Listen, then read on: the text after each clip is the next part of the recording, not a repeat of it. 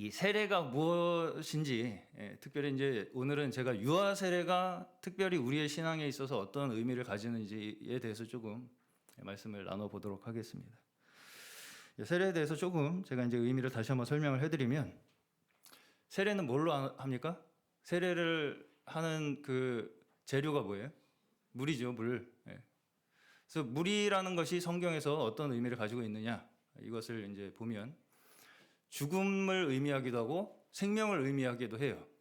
심판을 의미하기도 하고 구원을 의미하기도 합니다.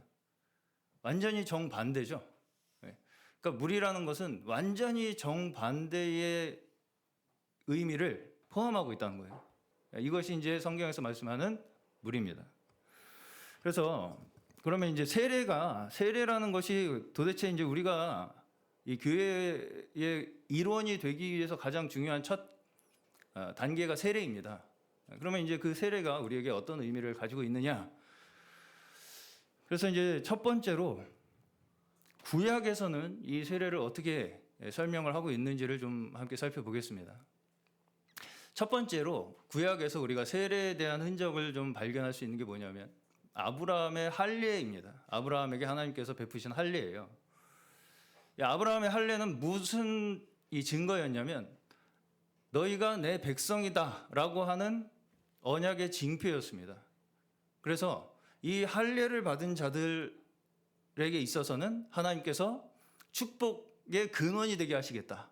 이 약속을 하신 그 표시로서 할례를 베푸신 거예요. 하나님의 백성이 몸에 지니는 할례가 왜 하나님의 백성이라는 표시냐? 이 우리가 가진 생명이 우리로부터 말미암음이 아니라 하나님께로부터 온 것이라는 걸 고백하는 자들이 하나님의 백성이라는 것입니다. 우리의 생명이 내 힘으로, 내 능력으로, 내 의지로 우리의 생명이 이 자리에 존재하는 것이 아니라 하나님께서 우리에게 이 생명을 허락하셨기에 우리가 이 자리에 있는 것이다 라고 하는 그 믿음을 가진 자들이 하나님의 백성들이라는 거예요. 그것에 대한 표시가 할례입니다. 그렇게 이제 이해를 하고 넘어가시면 되겠습니다. 그래서 이제 이것을 신약에서 할례를 세례와 연결시키고 있습니다. 골로새서 2장 11절 12절 보시면 제가 읽겠습니다. 또 그 안에서 너희가 손으로 하지 아니한 할례를 받았으니 곧 육의 몸을 벗는 것이요 그리스도의 할례니라. 너희가 세례로 그리스도와 함께 장사되고 또 죽은 자들 가운데서 그를 일으키신 하나님의 역사를 믿음으로 말미암아 그 안에서 함께 일으키심을 받았느니라. 아멘. 여기 보시면 할례가 그리스도의 할례니라 하면서 그 세례로 그리스도와 함께 장사되는 것이다 라고 말씀하시죠. 그러니까 구약에서 아브라함과 아브라함의 가족에게 하나님께서 하나님의 백성이라고 하는 표시로 주신 그 할례가 지금 우리에게는 세례로서 이어지고 있다는 거예요. 근데 그 의미가 뭐라는 거예요? 우리가 육의 몸을 벗어야 하는 자들이라는 것을 의미한다는 것입니다. 육의 몸을 가지고 있다는 의미가 뭐냐면 내가 내 생명을 내 스스로 만들어내고 내가 내 생명을 내 스스로 유지시키겠다고 생각하면서 사는 사람이 육의 몸을 가지고 사는 사람들이고요. 하나님의 백성들은 내 생명이 하나님께로부터 왔으며 내 생명을 유지시켜 주시는 분도 하나님이시라는 것을 믿는 자들이 하나님의 백성들입니다. 그 증거로서 우리가 뭐를 받는다고요? 세례를 받는다고요. 그 증거라는 것입니다. 세례가. 그래서 이제 이 세례를 글씨가 좀 작아서 잘 안 보이시겠네요. 이 세례를 구약에서는 어떤 방식으로 처음에 이제 도입이 되기 시작했냐면 구약에서 보시면 율법에서 하나님 앞에 나아가기 위해 부정함을 씻도록 하시는 지켜야 할 말씀들이 있었어요. 자, 우리 심현우 학생. 언제 씻어? 언제 씻어요? 놀고 와서? 뭐하고 놀면 씻어? 응? 밖에서 뛰어놀면 왜 씻어? 뭐라고요? 땀 나서? 땀이 어때서? 땀이 나면 지저분하니까 씻은 거잖아요. 그렇죠? 자, 이 세례라는 것이 애초에 어떤 것을 우리에게 가르쳐 주시려고 하는 것이냐? 애초에 처음부터 세례라는 게 우리에게 뭘 가르쳐 주려고 하시는 것이냐면 지저분한 걸 씻어야 한다는 걸 가르쳐 주시는 거예요. 쉽죠? 씻는다는 건 그 전제가 뭐예요? 지저분하다는 거잖아요. 씻어야 한다는 거는 우리가 지저분하기 때문에 씻어야 되는 거잖아요. 우리가 깨끗한데 씻을 필요 없죠. 지저분하니까 씻는 거죠. 근데 문제가 뭐냐면 여기 밖에 땀만 씻어서 깨끗해진다? 그렇지 않다는 거예요. 이게 그걸 우리에게 말씀하시기 위해서 구약에서부터 정결 예식을 우리에게 가르쳐 주시면서 하나님 앞에 나아가기 위해서 너희가 깨끗해져야 한다는 걸 씻는 걸로 가르쳐 주시는 거예요. 근데 어디까지 씻어야 돼? 그냥 겉에 몸만 씻어서 되는 게 아니라 여기까지 씻어야 된다. 하나님께 나아가기 위해서는. 근데 문제가 뭐예요? 여기가 다 지저분해져 있다고요. 우리 스스로 이걸 깨끗하게 만들 수 있는 사람이 없다는 거예요. 우리 마음을 다 내 마음이 지저분해져 있어가지고요. 그 지저분한 마음을 씻어야 하나님 앞에 나올 수 있다는 걸 우리에게 가르쳐 주시기 위해서 정결 예식이라는 걸 우리에게 가르쳐 주신 거예요. 구약에서부터. 그래서 하나님 앞에 나아가기 위해서 먼저 몸부터 씻는 걸로 마음을 씻어야 한다는 걸 가르쳐 주시는 것입니다. 아시겠죠? 네. 자, 넘어가겠습니다. 이건 같은 얘기예요. 근데 이제 이 에스겔에서 오시면 에스겔에서 이것만 설명드릴게요. 이 몸을 씻는 것이 곧 여기 보시면 맑은 물을 너에게 뿌려서 너희로 정결하게 하되 곧 너희 모든 더러운 것에서와 모든 우상 숭배에서 너희를 정결하게 할 것이며 또 새 영을 너희 속에 두고 새 마음을 너희에게 주되 너희 육신에서 굳은 마음을 제거하고 부드러운 마음을 줄 것이며 또 내 영을 너희 속에 두어 너희로 내 율례를 행하게 하리니. 여기서 보시면 물로 세례를 물로 뿌려서 행하는 이 의식을 통해서 어떻게까지 연결을 해주신다는 거예요? 새 영을 우리에게 주시는 것까지 연결을 해주시겠다는 것입니다. 그러니까 우리의 마음을 깨끗하게 하다 못해 하나님께서 우리의 마음을 깨끗하게 만들어 주시다 못해 하나님의 영을 우리의 마음속에 넣어 주시겠다는 거예요. 그것이 이제 우리가 이 세례를 통해서 우리의 신앙으로 고백하는 의식입니다. 자, 그다음에 신약입니다. 신약에 오면은 세례 요한이라는 인물이 있습니다. 다 이제 아실 분도 계시고 잘 모르시는 분도 계시겠지만 세례 요한이라는 인물이 처음 이 신약이 시작하면서부터 세례를 베풀어요. 이 사람이 뭐라고 외치면서 세례를 베푸냐면 회개하라! 회개하라! 천국이 가까웠느니라! 이렇게 이제 외치면서 세례를 베풀기 시작합니다. 무슨 얘기냐면 이 세례라는 것이 우리에게 뭘 먼저 가르쳐 준다고요? 우리가 씻어야 할 사람들이라는 거. 그래서 회개해야 한다는 거예요. 우리가 먼저 주님 앞에 나아가기 위해서 우리가 씻어야 할 사람들이라는 걸 깨달아야 한다는 것입니다. 그걸 세례 요한이 먼저 우리에게 외치는 거예요. 왜? 예수님이 우리의 구원자로서 오시는 길을 닦기 위해서. 우리의 마음에 걸그치는 것들 많잖아요. 그게 다 우리의 지저분함들이거든요. 그 우리의 지저분함들이 예수님 앞에 우리가 나아가지 못하게 만들어요. 그걸 세례 요한이 먼저 회개하라! 너희 씻어야 할 자들이다. 그 믿음을 고백함을 통해서 예수 그리스도께서 우리에게 구원자로 우리의 생명으로 오실 수 있는 길을 얻으시는 거예요. 근데 이제 보시면 세례 요한이 처음 세례를 만들었느냐? 세례 요한이 세례를 만들었느냐? 그렇지 않다는 것입니다. 보시면 요한복음 1장 25절을 보시면 바리새인들이 이 세례 요한한테 네가 뭔데 세례를 베푸느냐라고 이렇게 비난을 해요. 비난. 그렇다는 것은 세례를 그 당시에 베푸는 어떤 조건과 자격이 있었다는 거예요. 어떤 사람에게 있어서는. 근데 그 자격과 조건이 세례 요한에겐 갖추어지지 않은 사람인데 왜 너는 세례를 베푸느냐라고 질문하는 것을 보았을 때 이미 세례가 있었다. 네, 이미 세례가 있었다는 거예요. 세례를 베푸는 의식 자체는 이미 있었다는 것입니다. 그때 당시에. 그래서 이제 어디에서 이제 세례를 베푸는 의식이 있었느냐? 당시에 유대교에 세 가지 큰 계파가 있었습니다. 첫 번째 바리새파, 두 번째 사두개파, 세 번째 에세네파가 있었어요. 이 에세네파는 광야에서 자기들끼리 경건 생활을 하는 신자들이었습니다.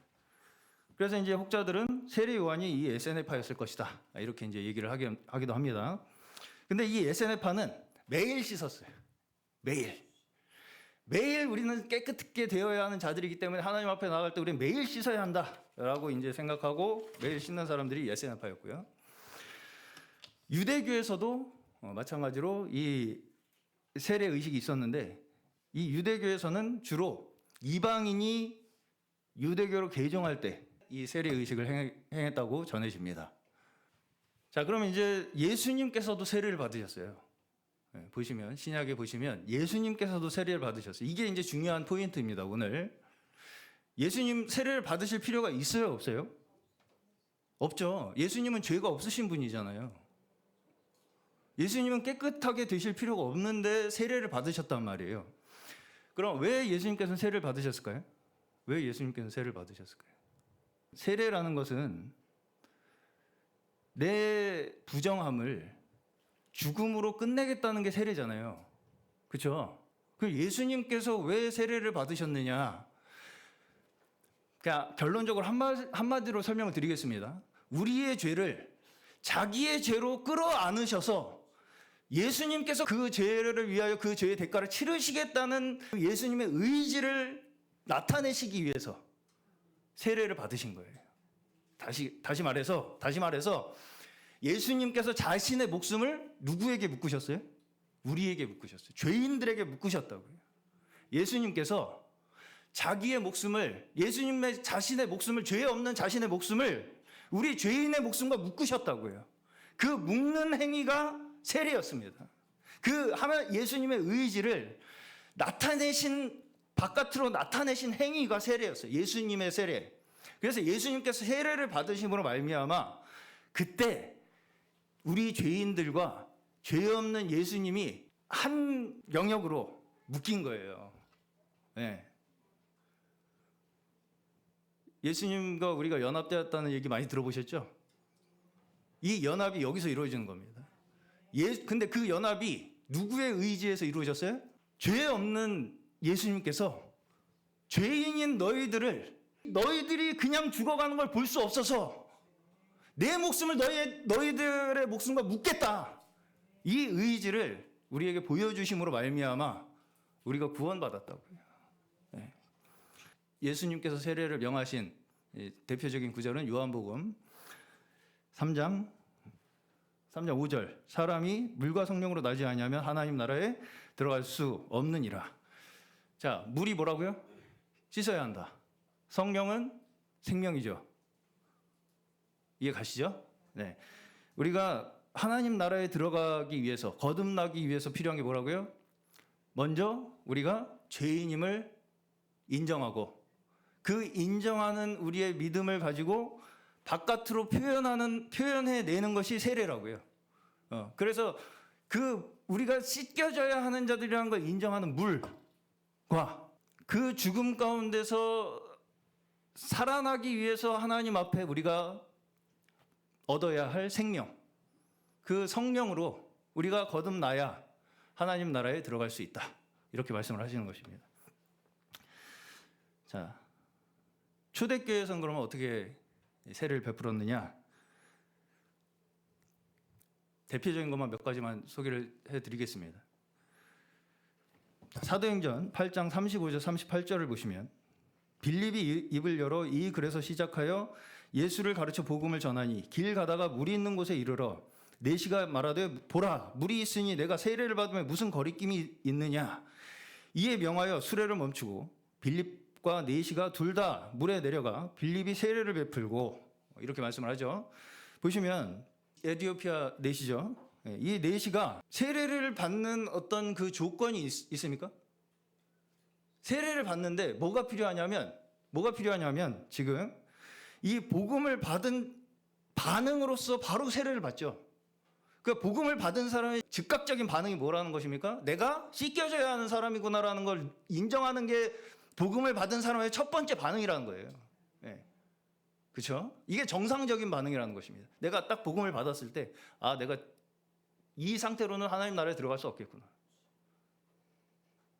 내가 씻겨져야 하는 사람, 그 부정한 사람이구나.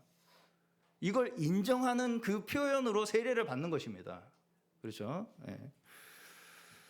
사도 바울도 마찬가지예요. 즉시 사울의 눈에서 비늘 같은 것이 벗어져 다시 보게 된지라. 일어나 세례를 받고. 예. 사도 바울도 마찬가지입니다. 비늘 같은 것이 벗어짐으로써 다시 보게 되니까 아, 내가 이제까지 아주 나쁜 놈이었네 이걸 보게 된 겁니다. 예. 사도 바울이 계속해서 그걸 고백하죠. 나는 죄인 중에 괴수다. 나는 폭행자였다. 나는 살인자였다. 이걸 보게 되는 거예요. 그 전에는 내가 되게 잘하는 줄 알고 있었거든요. 예. 자, 그 다음에 이제 사도행전 10장 보시면 이에 베드로가 이르되 이 사람들이 우리와 같이 성령을 받았으니 누가 능히 물로 세례 베품을 금하리요 하고 명하여 예수 그리스도의 이름으로 세례를 베풀라 하니라. 이 장면이 어떤 장면이냐면요. 백부장 고넬료라고 하는 사람의 가족과 친구들이 세례를 받는 장면입니다. 또 다음에 이제 16장을 보시면 여기서는 두아디라 성의 비단 장사 루디아라고 하는 여자가 복음을 받고 루디아의 가족과 그와 그 집이 다 세례를 받았다. 이런 이제 장면이에요. 33절 보시면 여기도 마찬가지로 주 예수를 믿으라 그리하면 너와 내 집이 구원을 받으리라 하고 주의 말씀을 그 사람과 그 집에 있는 모든 사람에게 전하더라. 그 밤 그 시각에 간수가 그들을 데려다가 그 맞은 자리를 씻어주고 자기와 그 온 가족이 다 세례를 받은 후 여기서 보시면 빌립보 옥의 간수와 그 권속 그 가족들이 다 세례를 받았다고 말씀하시죠. 예. 또 한 군데가 더 있습니다. 사도행전 18장 보시면 여기는 회당장 그리스도가 믿음으로써 자신과 온 집안과 더불어 세례를 받았다. 이런 장면들이 있습니다. 자, 이제 사도들이 어떻게 그런 세례를 가르쳤느냐 보시면 오늘 본문입니다. 로마서 6장 3절에서 5절 무릇 그리스도의 예수와 합하여 세례를 받은 우리는 그의 죽으심과 합하여 세례를 받은 줄을 알지 못하느냐. 그러므로 우리가 그의 죽으심과 합하여 세례를 받음으로 그와 함께 장사되었나니 이는 아버지의 영광으로 말미암아 그리스도를 죽은 자 가운데 살리심과 같이 우리로 또한 새 생명 가운데 행하게 하려 함이라. 보시면 이 세례라는 것에 대해서 이제 사도들이 가르치기 시작하시면서 어떻게 좀 이렇게 더 우리에게 나아오기 시작하냐면 세례라는 어떤 의식, 그 의식을 넘어서서 그 세례라고 하는 의미가 우리에게 어떤 의미를 가져다 주느냐를 더 집중적으로 가르치기 시작하십니다. 그렇죠? 그래서 우리가 여기서 이제 한 가지 제가 말씀드리고 싶은 것이 무엇이냐면 세례라고 하는 의식을 우리가 행함에 있어서 이거는 성찬식도 마찬가지입니다. 거기에 어떤 신비한 기운이 있어가지고 물에 어떤 신기한 능력이 있어가지고 물을 맞는 순간 뭔가 물에 들어갔다 나오는 순간 갑자기 뭔가 짠 하고 뭐가 이렇게 이루어질 것처럼 우리가 생각하기가 쉬운데 그런 일은 일어나지 않습니다. 그런 일은 일어나지 않아요. 심지어 들어갔다 나오면 내 기분이 뭔가 상쾌해지고 막 그런 걸로 우리의 믿음이 증명되는 것이 아닙니다. 갑자기 막 들어갔다 나오니까 눈물이 줄줄 그런 것도 아니고요. 우리의 믿음이 바깥으로 표현되는 게 세례고 성찬이에요. 무슨 말씀 이해 가시죠? 네. 그래서 어떤 그 의식의 형식, 뭔가 어떻게 뭔가 이 세례를 어떤 방식으로 해야 된다 이런 것보다 더 중요한 것은 사도들이 우리에게 가르치시는 거예요. 그게 자, 한 구절 더 보겠습니다. 고린도전서 1장 13절 17절입니다. 제가 읽겠습니다. 읽어드릴게요. 그리스도께서 어찌 나뉘었느냐? 바울이 너희를 위하여 십자가에 못 박혔으며 바울의 이름으로 너희가 세례를 받았느냐? 라고 말씀을 바울이 하시면서 그리스도께서 나를 보내심은 세례를 베풀게 하려 하심이 아니요 오직 복음을 전하게 하려 하심이로되 말의 지혜로 하지 아니함은 그리스도의 십자가가 헛되지 않게 하려 함이라. 여기서 지금 사도 바울이 뭘 이야기를 하시는 거냐면, 어떤 사람들이 나는 바울한테 세례받은 사람이야, 이런 자랑을 하고 다녔다는 거예요. 그러니까 그러면 바울한테 세례를 받으면 거기에 더 특별한 기운이 있습니까? 그 물에 바울이 이렇게 물을 세례를 주면 그 물에 갑자기 신비한 능력이 생겨요, 그 물에? 그런 거 아니죠. 그런 의식에 너무 미신적인 의미를 갖지 마라, 그 얘기입니다. 예, 그 얘기예요. 무슨 말씀인지 가시죠? 예, 지금 사도 바울은 이 의식에 너무 미신적인 뜻을 거기다가 담지 말고, 그 세례를 받음으로 말미암아 너희에게 그 믿음이 확증되는 것을 더 중요하게 생각하라는 말씀입니다. 그렇죠? 예. 내 마음이 믿음이 확증되는 게 먼저죠. 고백되는 게 먼저죠. 그 고백으로 말미암아 우리가 공동체적으로 그 고백을 함께 공유하기 위해서 세례를 베푸는 것입니다. 네, 제가 좀 이제 말씀을 거의 마무리하겠습니다. 자, 교회 예식에서 봤을 때 크게 두 가지로 나뉩니다. 한 가지는 말씀이고요, 한 가지는 성례입니다. 자, 그래서 이 우리 개혁파, 종교 개혁을 통해서 성립된 우리 개혁파 교회는요, 예배의 많은 부분을 설교가 차지합니다. 그렇죠? 말씀. 그 말씀이 뭐냐? 우리가 마음으로 듣고 깨달아서 믿는 복음이 말씀이에요. 네. 그래서 우리 종교 개혁을 통해서 우리가 다시 그 의미를 찾아낸 것이 무엇이냐면, 어떤 외적인 형식으로 우리가 거기에 그 형식을 통해서 우리가 뭔가 복음에 다다를 수 있다, 구원에 다다를 수 있다라고 하는 그런 미신을 철폐하고, 네, 말씀으로 우리가 돌아가야 한다라고 하는 것이 우리 개혁파가 추구하는 신앙입니다. 그럼에도 불구하고 여기에 딱 두 가지가 있어요. 우리가 지키는 성례가, 첫 번째가 성찬이고요, 두 번째가 세례입니다. 이 두 가지만큼은 우리가 예배에 꼭 빠져서는 안 되는 요소예요. 이 두 가지만큼은 예수님께서 직접 우리에게 명령하신 예배 순서입니다. 이 두 가지 외에 그 다른 어떤 예배 순서도 정해진 게 없어요. 사실 정해진 게 없습니다. 그래서 이 외에 그 다른 어떤 예배 순서는 다 모두가 교회의 전통에 따라서 우리가 지켜지는 것들입니다. 이 두 가지만 딱 기억하시면 돼요. 성찬과 세례. 성례의 성찬과 세례를 합쳐서 이제 성례라고 합니다. 이 성례에 대해서 칼빈 선생님은 뭐라고 말씀하셨냐? 성례의 기능 중 하나는 하나님의 약속을 우리 눈앞에 두고 우리로 하여금 볼 수 있게 하는 것이다. 제가 저번 주에도 성찬 설명을 드리면서 이 떡을 우리가 입에 넣음으로써 뭘 우리가 깨닫게 돼요? 뭘 우리가 깨닫게 된다고요? 이 작은 떡 한 조각조차 우리 입으로 들어오는 것이 예수 그리스도의 보혈이 아니면 가능하지 않다는 걸 우리가 깨닫는 것입니다. 더 나아가서 내가 지금 생존할 수 있는 그 모든 근거가 하나님으로부터 나왔다는 걸 우리가 고백하는 것이 성찬이라고 말씀드렸어요. 그렇죠? 네. 이것도 이제 심지어 이제 카톨릭에서는 뭐라고 설명을 하느냐? 이 떡이 우리의 입으로 들어오는 순간 예수님의 살이 된다, 이렇게 이제 표현을 해버려요. 그러니까 이게 약간 미신적으로 가는 거죠.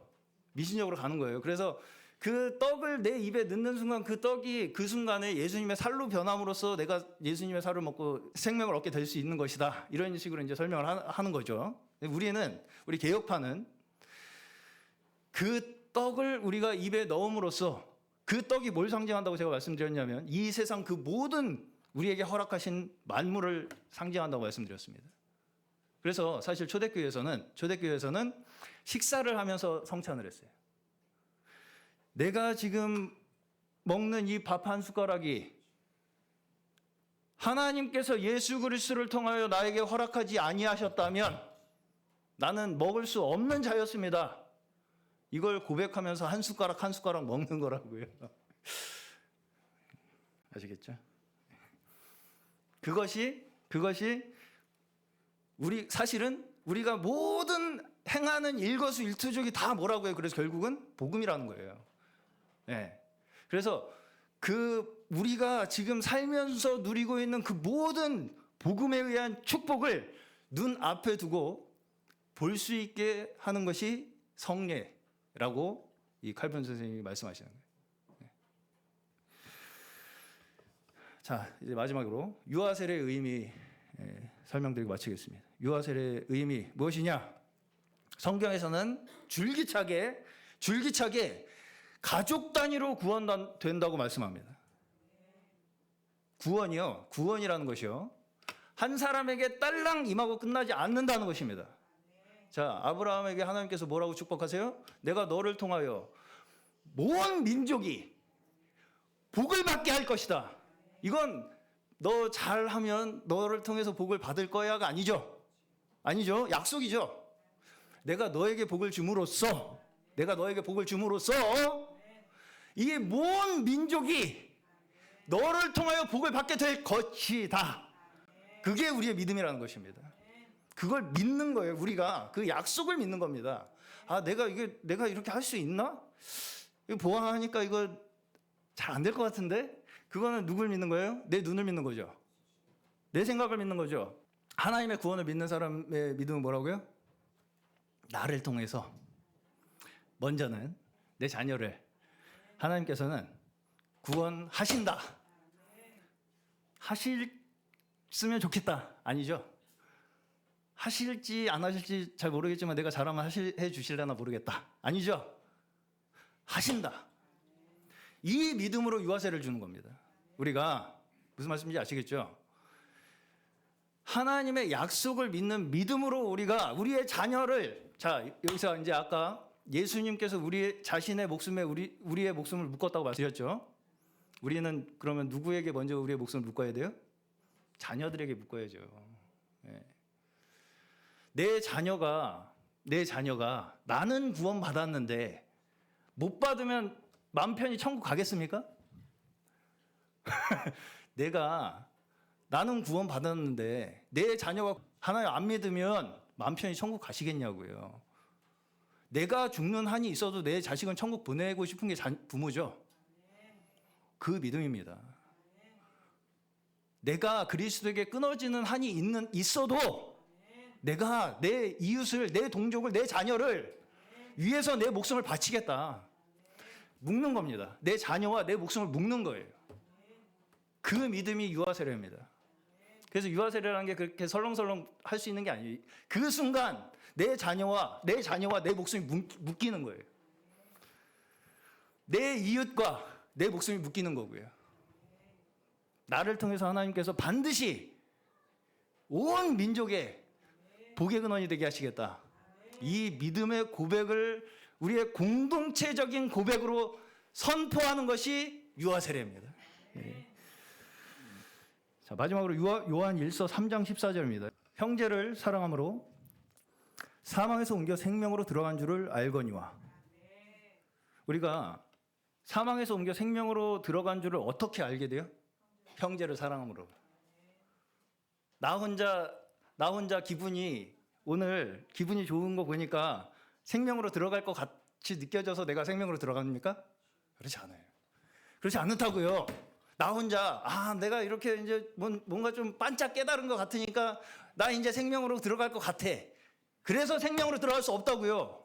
형제를 사랑하는 것이 내 마음속에 있는 것으로 내가 생명으로 옮겼다는 것이 증거된다고요. 그러면 가장 가까이 있는 형제 누구예요? 자녀죠. 우리가 하나님의 자녀들이죠. 우리 하나님의 자녀들이죠. 하나님께서 그래서 우리를 자신의 목숨에 우리를 묶으신 거죠. 첫 번째예요. 그래서 우리의 자녀들에 대한 책임을 지는 거, 우리가 우리의 자녀들에 대해서 책임을 지는 게 우리의 첫 번째라고. 우리의 믿음의 첫 번째. 그렇죠. 이래야 저는 우리 정말 이래와 같은, 오늘 또 상윤이 이런 정말 어린아이들을 보면서도 저는 그 아이들이 어린아이로만 보이지 않아요. 그 아이의 온 일생이 다 보입니다. 저는 그 일생 가운데 행복한 일만 있겠습니까? 여러분 다 행복하게만 사셨어요? 그러면 우리가 뭘 물려줘야겠습니까? 부귀 영화? 명예? 그걸 가지면은 아주 아무 일도 없이 평탄하게 살 수 있습니까? 이 하나님의 말씀을 우리가 물려주지 않으면 결국은 다 사그러들어 버린다는 거예요. 그 생명이. 그걸 우리가 우리의 믿음으로 뼈를 깎는 심정으로 주님 앞에 고백하는 것이 오늘 우리가 베풀 유아세례의 의미입니다. 결코 가볍지 않습니다. 그렇죠. 그리고 이 믿음이 우리가 함께 이 세례를 베푸는 것은 우리 모든 온 공동체가 여기에 동참하겠다는 믿음의 다짐을 함께 하는 거예요. 함께 하시겠습니까? 상윤이의 생명에 우리의 목숨을 묶으시겠습니까? 내 생명이 내 자식한테 묶이지 않으면요, 결국은 너 따로 나 따로잖아요. 하나님께서 우리를 구원하신 원칙이 그렇다고요. 하나님께서 우리를 그냥 죽음에 내버려 둘 수 없어서 하나님의 목숨에 내 목숨을 묶으셨기 때문에 우리가 구원받았다고요. 그게 우리의 구원의 증거입니다. 자, 신명기 6장 1절에서 9절이 쉐마라고 하는 말씀입니다. 유대인들이 이 말씀을 아이가 태어날 때부터 매일마다 암송해줬다는 거예요. 제가 읽고 마치겠습니다. 이는 곧 너희의 하나님 여호와께서 너희에게 가르치라고 명하신 그 명령과 규례와 법도라. 너희가 건너가서 차지할 땅에서 행할 것이니 곧 너와 내 아들과 내 손자들이 평생에 내 하나님 여호와를 경외하며 내가 너희에게 명한 그 모든 규례와 명령을 지키게 하기 위한 것이며 뭘 위한 것이라고요? 내 나를 장구하게 하기 위한 것이라. 내 나를 장구하게 하기 위한 것이라는 거예요. 하나님의 말씀을 지키는 게 그냥 하나님 말씀 말 잘 들으라는 얘기가 아니고요. 하나님 말씀 안에 우리가 거할 때만이 우리의 인생이, 우리의 삶이, 우리의 생명이 장구하게 될 것이다. 영원한 영생을 얻게 될 것이다. 우리가 이 믿음이 우리에게 있는 이 믿음이 자녀들에게 있는 믿음이 우리의 자녀들의 자녀들에게 계속 이어지는 그 생명이 우리에게 영생을 허락하신다는 것입니다. 그 믿음을 우리가 가질 때에 비로소 우리에게 하나님께서 그 영생의 축복을, 그 영생의 기쁨을, 그 영생 안에서의 감사함을 누리며 살아가게 하실 줄로 믿습니다. 저희 모두가